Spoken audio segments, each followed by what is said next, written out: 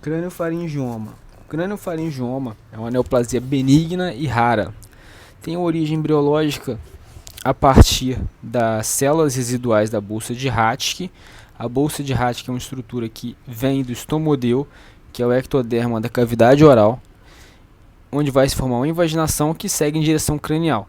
A bolsa de Raschke é um divertículo ectodérmico que posteriormente vai dar origem à adenopófise. O trajeto da bolsa de Raschke corresponde ao ducto crâniofaríngeo, que vai evoluir posteriormente a partir do desenvolvimento embriológico. O ducto faríngeo ele vai atravessar o osso fenoidal até formar a adenopófise rudimentar.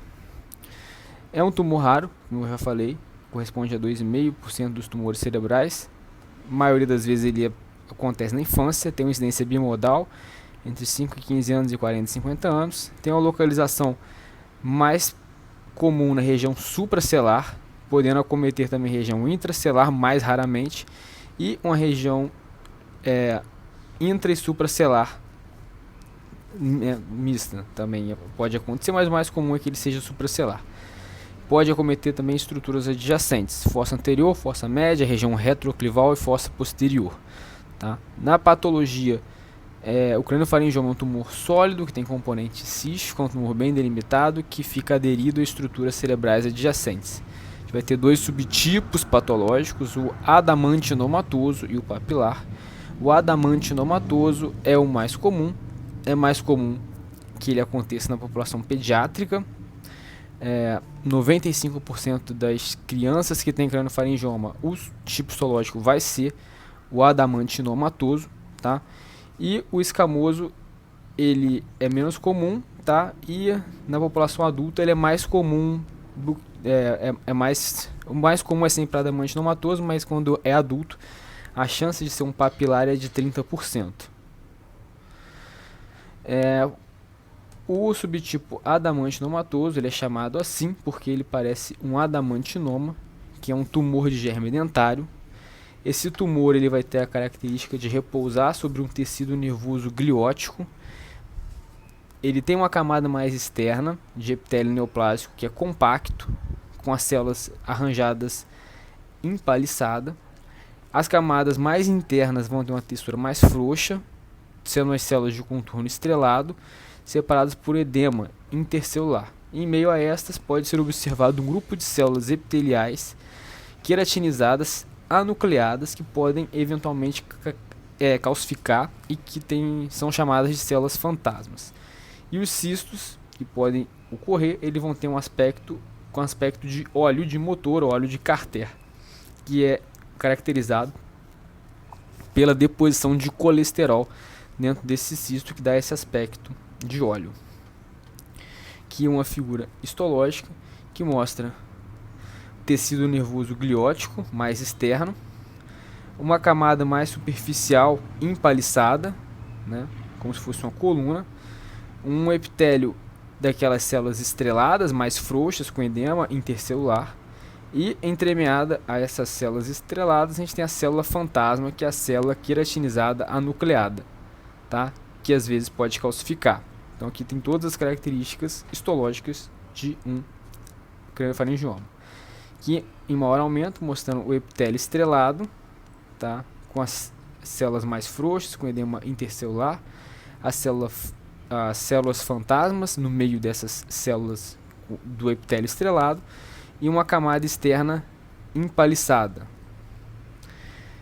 O tipo papilar escamoso ele forma massas sólidas, encapsuladas, não tem a característica de calcificar e não tem cisto. O tipo papilar escamoso, a superfície tende a ser lisa. Na microscopia, a gente vai ver um epitélio escamoso estratificado, assentado sobre um tecido conjuntivo frouxo, vascularizado, formando um aspecto de pseudopapila. A gente também observa células caliciformes, células ciliadas. No final das contas, a gente tem ali uma patologia semelhante a uma mucosa, tá? Que uma arquitetura papilífera de um crâniofaringioma escamopapilar, com aspecto de papila, tá? Onde a gente tem a camada mais externa, um epitélio escamoso, tá? Um epitélio estratificado, sem queratinização, que é apoiado sobre um estroma conjuntivo, que é vascularizado.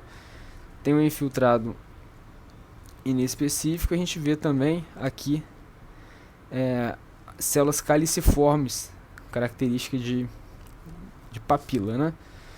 Uma célula com células com diferenciação de células de mucosa, um epitélio de estroma e um epitélio onde repousa essas células caliciformes.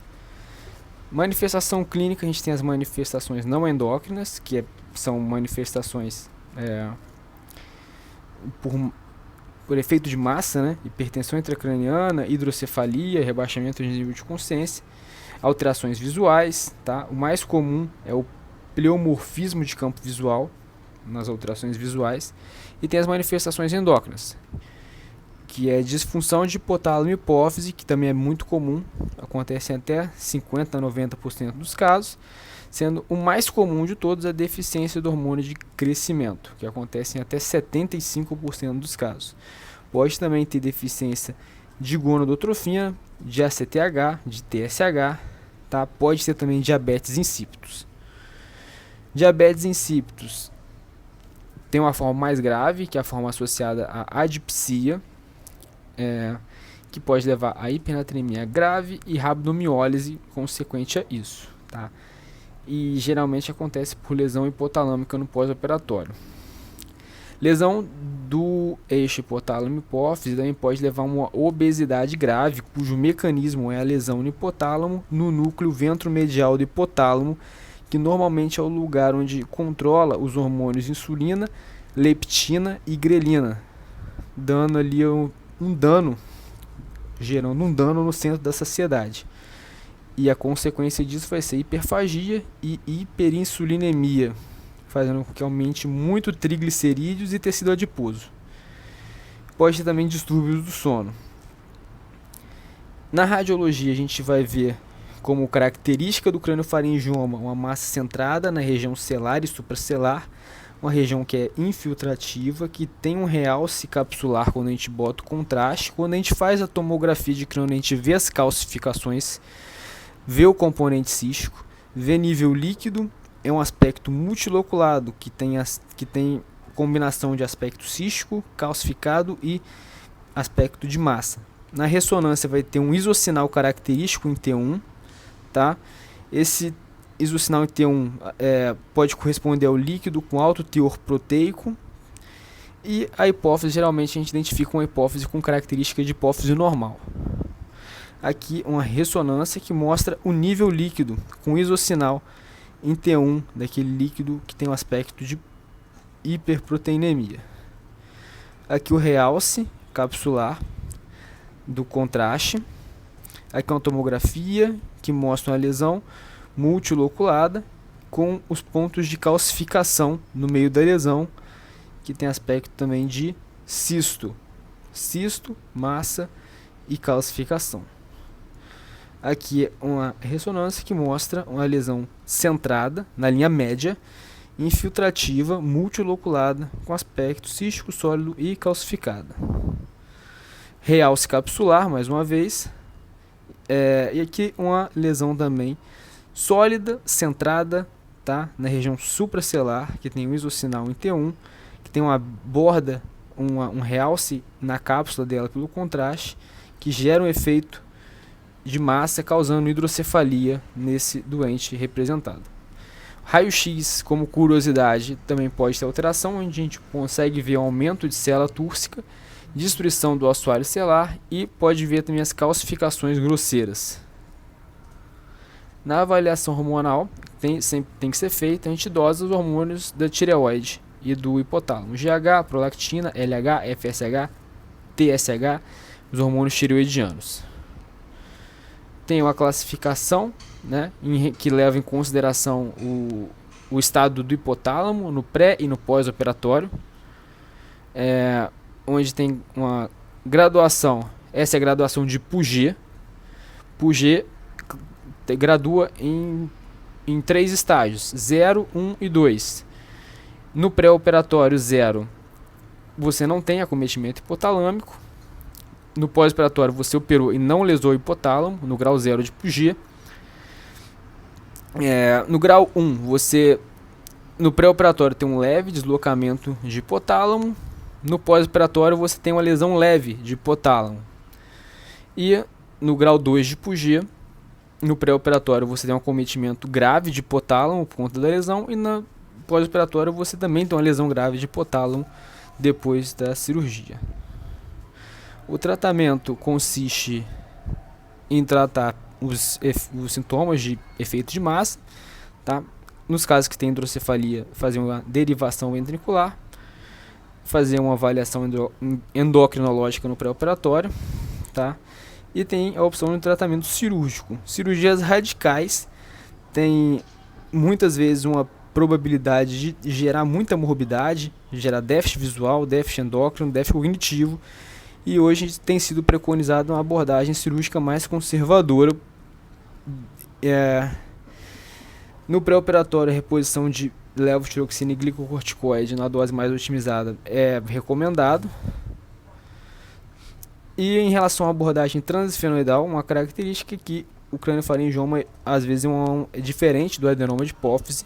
É uma lesão mais endurecida, é uma lesão que adere mais às estruturas adjacentes. A via transesfenoidal é mais difícil de tirar esse tipo de tumor quando comparado a um adenoma de hipófise.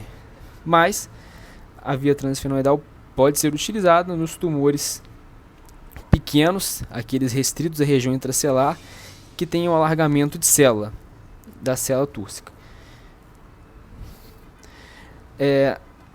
Nos resultados da ressecção total, a recorrência é o maior problema do craniofaringioma, a recorrência dele é alta, tá? Uma recorrência de até 50% em 10 anos. A maioria das recorrências ainda ocorrem de forma precoce, no primeiro ano de vida. Tem uma mortalidade de 5 a 10%, a maioria das vezes a mortalidade vem por conta de lesões hipotalâmicas.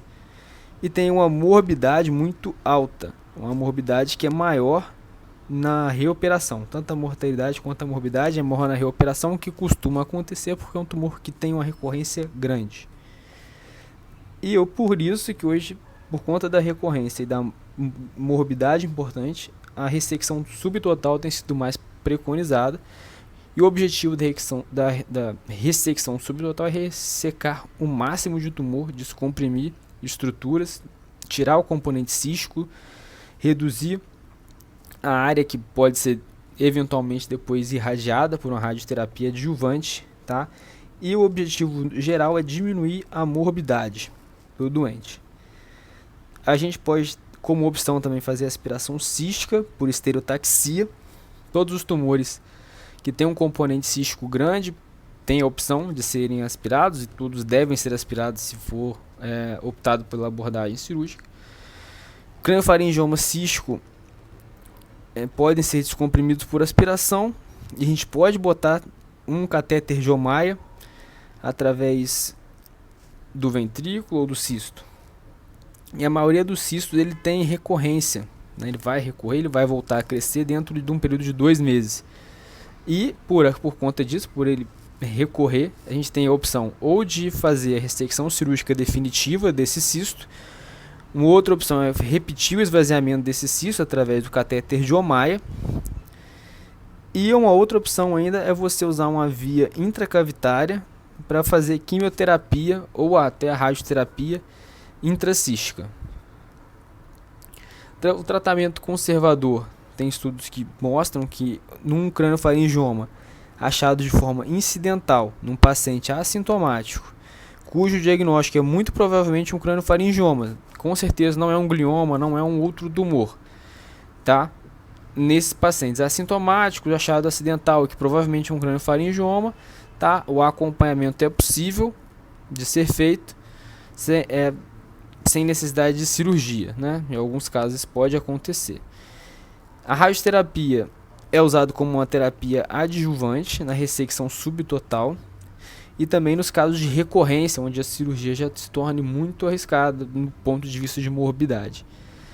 Complicação da radioterapia é causar disfunção hipotalâmica, alteração visual e déficit cognitivo.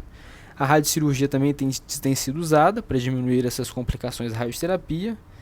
E os cistos não respondem bem à radioterapia. Uma lesão mais cística não responde bem à radioterapia e eventualmente até essa lesão pode aumentar depois da radioterapia.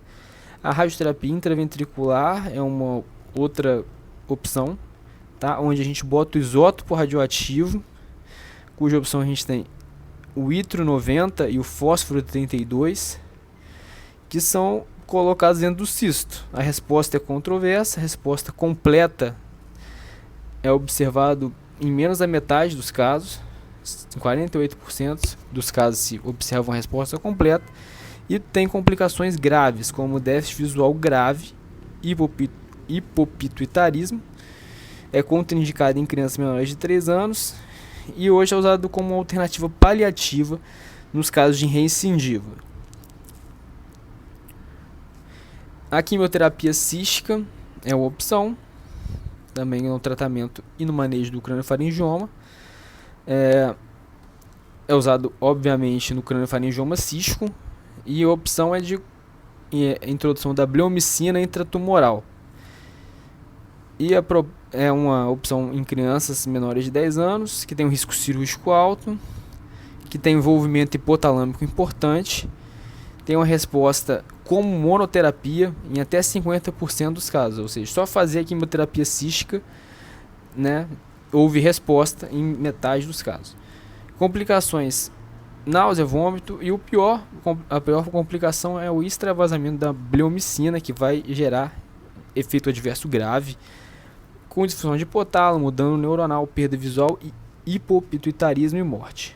Tá? Uma outra opção, a bleomicina, é um interferon alfa, que é menos neurotóxico e tem efeito sistêmico menor em relação à bleomicina, e também mostra uma redução de mais de 90% da massa tumoral. Tá? E a quimioterapia sistêmica não é utilizada no craniofaringioma. É importante também tratar as disfunções endócrinas. Na ausência de doença tumoral em atividade, quando você não tem tumor em atividade, você pode fazer reposição de GH. Quando você tem doença tumoral em atividade que recorre muito, o GH é desaconselhável. Tá? Quando não é esse caso, você pode repor o GH, tanto em adultos quanto crianças, não sendo descrito o risco de aumento da recidiva tumoral nesses casos. O diabetes insípidos é tratado com a desmopressina, sendo regulada a dose de acordo com débito urinário, osmolaridade urinária, etc. Tá? E a obesidade hipotalâmica, que é uma complicação importante também, ela não costuma responder bem à mudança do estilo de vida, a medidas farmacológicas, mas o que se pode fazer é a sibutramina, o octreotide, usa o ácido urso desoxicólico, porque pode gerar lama biliar, principalmente o uso do octreotide pode gerar lama biliar, e por isso indica o uso do urso. Pode usar também análogos do GLP-1 para tentativa de perda de peso. Melatonina para ajudar a regulação do sono, e cirurgia bariátrica também é uma opção que às vezes acaba sendo necessária. A sobrevida em 5 anos é de 80% a 90%. Sobrevida em 10 anos também é alta, de 80% a 90%. E a morbidade é o grande problema, morbidade alta, é uma doença que requer um segmento contínuo a longo prazo. Né? É uma doença cujo maior problema dela é a recorrência e a necessidade de reoperação e a morbidade em si.